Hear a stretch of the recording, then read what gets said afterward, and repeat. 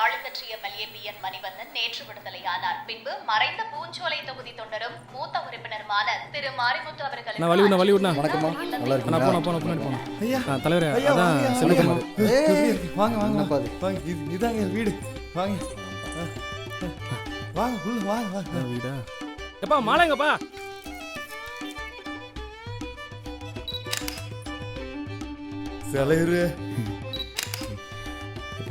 தலைவரே அமௌண்ட் கொடுத்துட்டு கிளம்பிடுறீங்களா? வீட்டுக்கு முதல் முறையா வந்திருக்கீங்க. உட்காருங்க தலைவரே.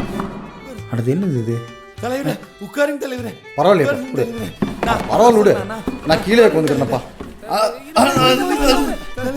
மண் மீது தனக்குள்ள ஆழமான அன்பால் மண் தரையில் அமர்ந்து நம்மை கவர்ந்தார். என்ன வாத்திட்டு இருக்க? தலைவருக்கு ஏதோ குடிக்கிற எடுத்துட்டு போ. மாடான்னு போ. தலைவருக்கு இருக்குதுங்க.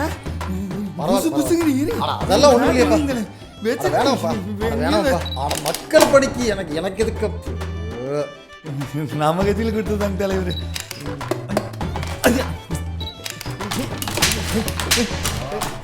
எனக்கு வேணாம்ப்பா.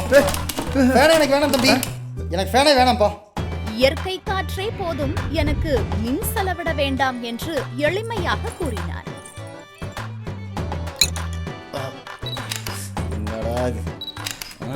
மோர் சூப்பர் தலைவரே. மோர் இருக்குது, இன்னும் குடிங்க. ஆமா, என்ன படிக்கிறீங்க தம்பி? 5th ஸ்டாண்டர்ட் படிக்கிறேன் ஐயா. நல்லா படிக்கணும்பா தலைவரே. மோரிங் பாருங்க, ஆரிப்பு சீக்கிரம் குடிங்க தலைவரே. இல்லப்பா லேட் ஆச்சுப்பா. நான் டீ போட சொல்லிட்டு கொடுத்துடலாம். போட்டோ எடுங்க. சார் உங்க தொண்டைன்னு சொல்றீங்க, ஆனா அவரோட வீட்டுக்கே இந்த நிலைமையா? சார் எல்லாரும் சமம்னு சொல்றீங்க, ஆனா உங்க ஜாதிக்காரங்களுக்கு மட்டும் வீடு கட்டி தரீங்களாமே. எல்லா கேள்விகளுக்கும் ஒரே பதில் தான். தூற்றுவோர் தூற்றட்டும், போற்றுவோர் போற்றட்டும். எங்கள் மீது லஞ்சக்கரைகளை வாரி இறைக்கிறார்கள். கரைகளை வெளுப்போம், தடைகளை தகர்ப்போம். இது வெறும் வீடு அல்ல, என் நாடு.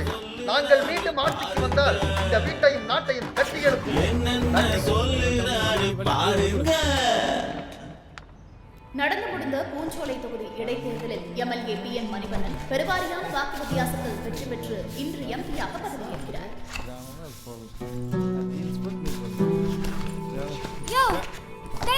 குடிச்சு ஏன் உயிரை வாங்குற? 2 உசுறு வச்சுக்கிட்டு காவேரி கஞ்சி தான் குடிச்சிட்டு இருக்கேன் நானு. எங்கயா போற?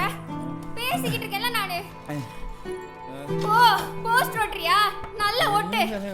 ஏன்னா உன் தலைவன் தானே வந்து வீட்டை காப்பாத்த போறான்.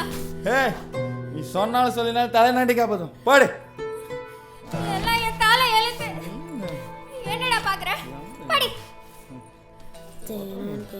சத்தமா படி. தேரான் பிறனை தெளிந்தான் வழிமுறை தீரா இடும்பை தரும்.